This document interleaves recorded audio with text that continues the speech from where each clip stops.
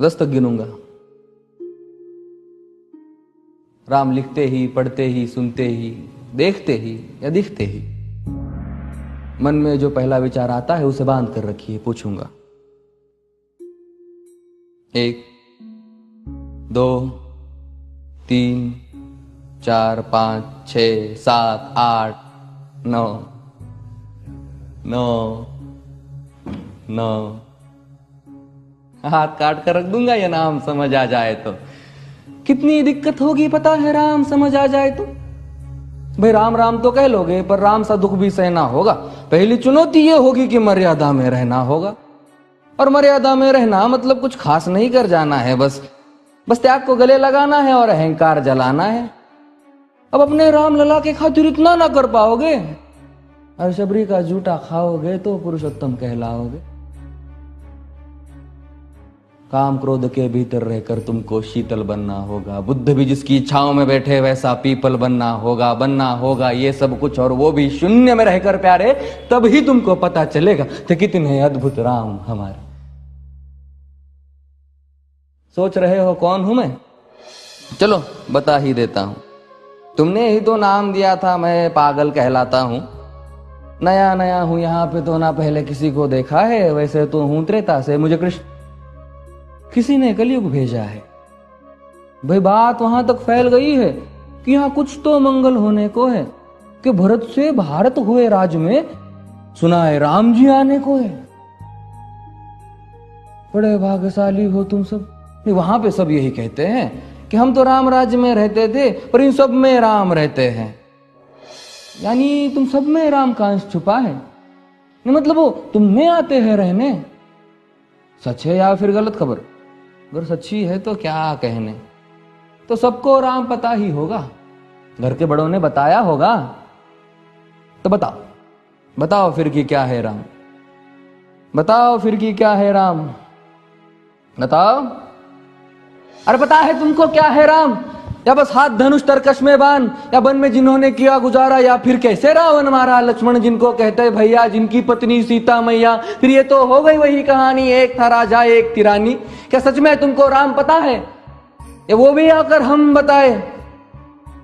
बड़े दिनों से हूं यहां पर, सब कुछ देख रहा हूं कब से। प्रभु से मिलने आया था मैं, उन्हें छोड़कर मिला हूं सबसे। एक बात कहूं अगर बुरा ना मानो, नहीं तुम तुरंत ही क्रोधित हो जाते हो। पूरी बात तो सुनते भी नहीं, सीधे घर पर आ जाते हो। ये तुम लोगों के नाम जपो में पहले सा आराम नहीं।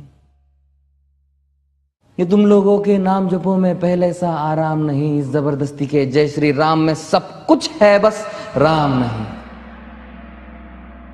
ये राजनीति का दाया बाया जितना मर्जी खेलो तुम। दाया बाया, अरे दाया बाया ये तुम्हारी वर्तमान प्रादेशिक भाषा में क्या कहते हो उसे? हाँ वो लेफ्ट एंड राइट। ये राजनीति का दाया बाया जितना मर्जी खेलो तुम चेतावनी को, लेकिन मेरी अपने जहन में डालो तुम। निजी स्वार्थ के खातिर अगर कोई राम नाम को गाता हो तो खबरदार अगर जुर्रत की और मेरे राम को बांटा तो। भारत भू का कवि हूं मैं, तभी निडर हो कहता हूं राम है मेरी हर रचना में। मैं बजरंग में रहता हूं, भारत की नींव है कविताएं और सत्य हमारी बातों में। तभी कलम हमारी तीखी और साहित्य हमारे हाथों में। तो सोच समझ कर राम कहो तुम। ये बस आतिश का नारा नहीं, जब तक राम हृदय में नहीं तुमने राम पुकारा नहीं। राम कृष्ण की प्रतिभा पर पहले भी खड़े सवाल हुए। ये लंका और ये कुरुक्षेत्र यूं ही नहीं थे लाल हुए। अरे प्रसन्न हंसना भी है और पल पल रोना भी है राम। सब कुछ पाना भी है और सब पाकर खोना भी है राम। ब्रह्मा जी के कुल से होकर जो जंगल में सोए हो, जो अपनी जीत का हर्ष छोड़ रावण की मौत पे रोए हो। शिव जी जिनकी सेवा खातिर मारुत रूप में आ जाए। शेष नाग खुद लक्ष्मण बनकर जिनके रक्षक हो जाए। और तुम लोभ क्रोध अहंकार छल कपट सीने से लगा कर सो जाओगे तो कैसे भक्त बनोगे उनके, कैसे राम समझ पाओगे? अघोर क्या है पता नहीं और शिव जी का वरदान चाहिए। ब्रह्मचर्य का इल्म नहीं ने भक्त स्वरूप हनुमान चाहिए। भगवा क्या है पता, लहराना सबको होता है पर भगवा क्या है वो जाने जो भगवा ओढ़ के सोता है। राम से मिलना, राम से मिलना, राम से मिलना है ना तुमको? निश्चित मंदिर जाना होगा पर उससे पहले भीतर जा संग अपने राम को लाना होगा। जय सिया राम। और हाँ, अवधपुरी का उत्सव है, कोई कसर नहीं, सब खूब मनाना। मेरे प्रभु है आने वाले, रथ को उनके खूब सजाना। वो द्वापर में कोई राह तक है, मुझे उनको लेने जाना है। चलिए तो फिर मिलते हैं, हमें भी अयोध्या आना है। जय सिया राम। फिर से